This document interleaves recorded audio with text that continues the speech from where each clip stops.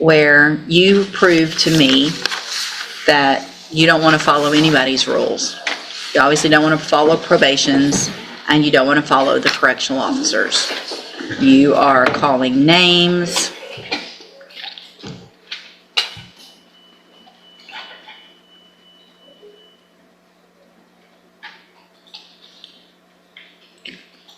I can't even say the words. You're gonna slap the F out of the... All right, are you Zakarian Wagner? No. And Mr. Wagner, in cause number 24, DCCR 0912, is on probation for tampering or fabricating physical evidence with intent to impair, was placed on probation for a term of 10 years, ordered to go to ISF, and then there was a motion to revoke community supervision filed. We were here previously. Pleas of true were entered in counts 1 through 7. Actually, Judge, I know Is that not correct? That's not what my notes reflect, I believe. Let me pull up my actual. Yes, he pled not true to 1 and 2. And 6 True- was abandoned. 6 was abandoned, and true to the remaining counts. Does the state have evidence with regard to those new offenses? No, Judge.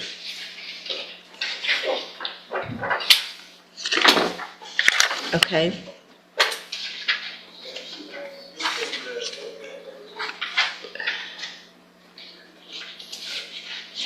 Hold on, let me pull it up.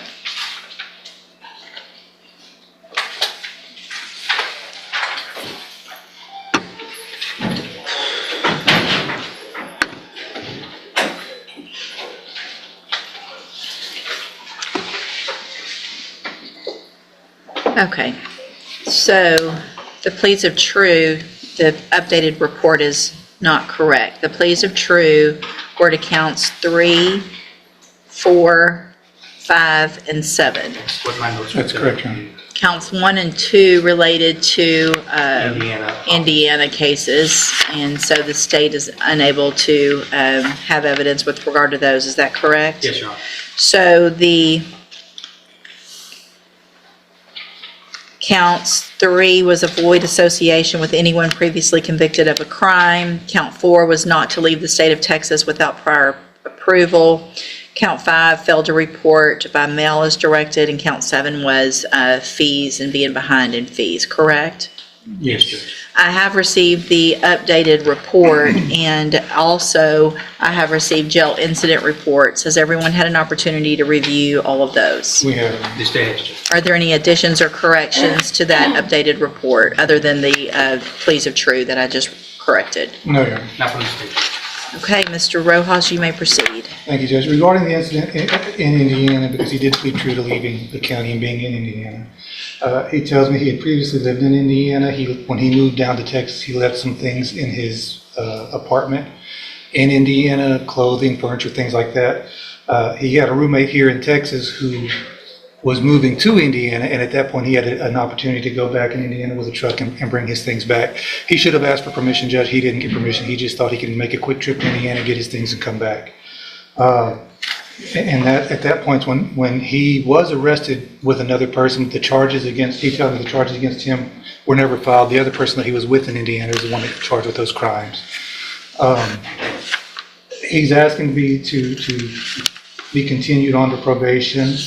And I'll talk about the reporting. He pled true to not reporting to Jefferson County by mail. He tells me he was reporting in person in Orange. He never failed to report in person in Orange. He reported all the times he was supposed to, and I don't see an allegation about that. So I tend to believe that's probably true. He didn't know he had to report to Jefferson County by mail. That's the reason he didn't do. He tells me that's why he didn't do that. Before he was arrested on the motion, he was working construction, doing guardrails on the highway with the Highways Department. Obviously, he lost that job. He says his mother has a friend who has a wood shop. He can get a job doing that if he were allowed to continue probation. He will be living with his mother in Orange, and so he's asking to be continued on probation. He's still a young man, Judge. He's 20 years old. Obviously, he's certainly old enough to know better than to go out and do these things, especially being on probation. I think he's still young enough to not really understand fully the consequences of what's going to happen to him if he doesn't. I think this has been a wake-up call. He's been in jail since September, I believe. Again, we're asking you to keep him on probation, let this time in jail serve as sanctions. And I don't know what other classes we can give him. He's already been to ISF. But obviously, whatever conditions the court thinks is appropriate, he would follow. So the person that you were with, that you got in trouble with up in Indiana, has a motion to revoke his probation here in Jefferson County too, correct? Mr. Dyer, Jacathan Dyer? Do you know about that? I think that's what he went in for. What? I said, I think that's what he went in for as well. Real quick too, so the allegation of failing to report by mail or online was for May, June, and July. But he had been on probation for several months prior to that. So had he reported online or by mail prior to those dates? He had been in custody waiting to go to ISF, but he had a pending charge in Harris County. So he had to be transported to Harris County, Okay. take care of that, and wait for ISF, then go to ISF. Okay. And what was that, Harris? I don't remember that. Unlawful carrying of weapons. What was the outcome of that case? They dismissed it because of us sending him to ISF. Your Honor, just briefly, Judge, the tampering with evidence offense as the defendant pled to is a little misleading in that what he tampered with was a firearm, Judge. When law enforcement encountered this defendant, he had one weapon that they initially discovered, if I recall correctly, and then when they put him in the back of a patrol unit, the patrol car video captures him essentially while handcuffed, dumping another weapon.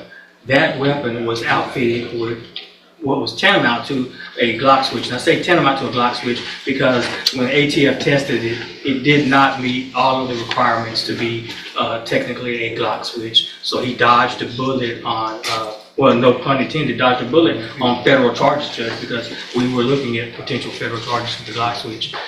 So there's two firearms that he was in possession of. Then he's got the unlawful carrying of a weapon in Houston, albeit eventually dismissed. I'd ask the court to take that into consideration. This defendant has an affinity for firearms, and not only firearms, a Glock switch, Judge, you know the damage these Glock switches could do if that was a fully functional Glock switch, Judge. I'd ask that this court revoke this defendant's probation and send him to prison, Judge. And of course, that amount of prison is in the court's discretion. I do understand that he's a youthful offender, but Judge, you know, these youthful offenders with these guns and Glock switches, they're wreaking havoc in our community. And at a certain point, we need to send a message. I'd ask the court to send a message today, Judge. That's all I have. Thank you, Mr. Coleman. And Ms. Martinez, thank you for being here. Do you have anything to add that's not already in your updated report? No, ma'am. It is hard to supervise someone who almost immediately leaves the state without reporting it or requesting permission. We wouldn't have known he was up there if they hadn't called us to tell us that they were in custody of their jail.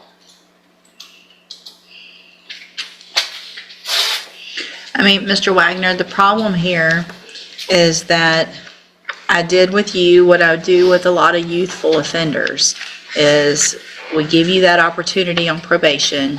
I send you to ISF up front so that you have the tools to make better decisions so you can be successful in your probation. So I don't have any other tools because I already did that. And your history, so it's not like you just started getting in trouble once you turned 18 or 19. You've been to TJJD. So you were a youthful offender, so much so that they didn't just put you on probation as a juvenile, you ended up going to TJJD.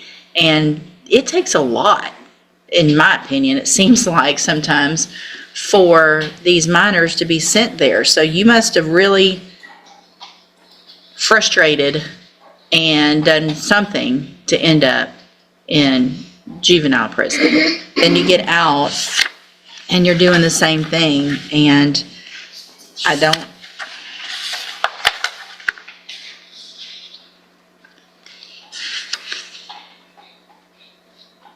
So you went to ISF.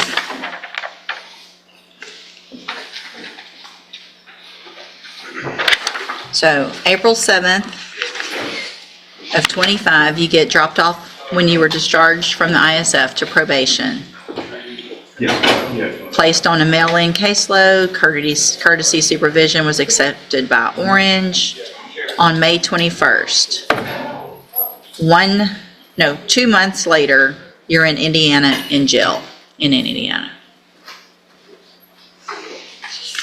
with someone who's also in trouble in Jefferson County that probably wasn't supposed to be or didn't have permission to be in Indiana either, I'm guessing.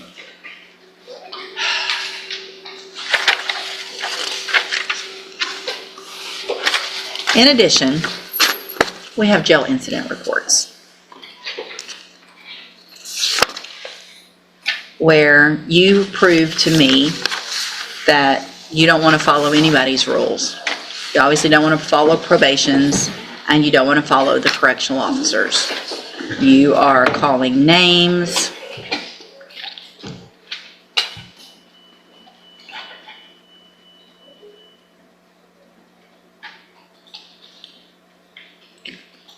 I can't even say the words.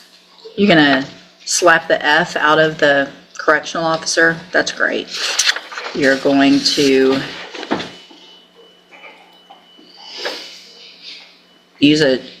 everything is just you telling them, I'm going to do this my way. I'm going to shower when I want to shower. I'm going to wear my clothes how I want to wear my clothes. I'm going to tell you to hush when you're talking to me. I'm going to call you names. Here's one even worse. I'm not going to say these words. Yeah. All right. I'm going to find that you entered your pleas of true to counts 3, 4, 5, and 7 freely and voluntarily. This frustrates me so much, Mr. Wagner, because you've given me no chance when I gave you every chance. I have no choice at this point, in my opinion, because you refuse to follow anybody's directions, and that means our community is not safe if you're in it. I'm going to find those counts true, find sufficient evidence to find you guilty, and at this time find you guilty of tampering or fabricating physical evidence. Sentence you to a term of 6 years in the institutional division of the Texas Department of Corrections. You do receive credit on that sentence for any time that you've been in custody that the law gives you the right to receive. You're going to be handed a trial court certification that shows this was not a plea agreement. You can talk to your attorney about any possible rights to appeal. I need y'all to sign that, and then you'll get your copy. Also, I'm handing you a written admonishment regarding your ineligibility. Go ahead and then I'll read this.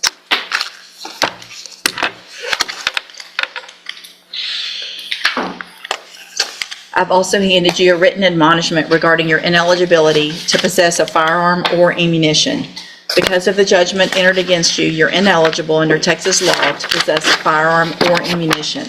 Possession of a firearm or ammunition could lead to charges against you. Firearm is a legal term, and you should read the written admonishment I provide you to see what devices qualify as a firearm. If you have questions about the laws that make you ineligible to possess a firearm or ammunition, or about how long that lasts, you can talk with Mr. Rojas. You are still young. You can make the best of the time that you've got and get out and do better, or you can get out and do worse and be right back in here. So I hope you take advantage of doing better with your. In this courtroom showdown, the defendant attempts to challenge the court's authority using sovereign citizen arguments, but the judge quickly shuts those claims down. After previously being ordered to hire an attorney or consult with multiple lawyers, he failed to follow the court's instructions. As a result, the judge increased his bond to $100,000 in each case and ordered him back into custody, warning that refusing to comply would only make the situation worse.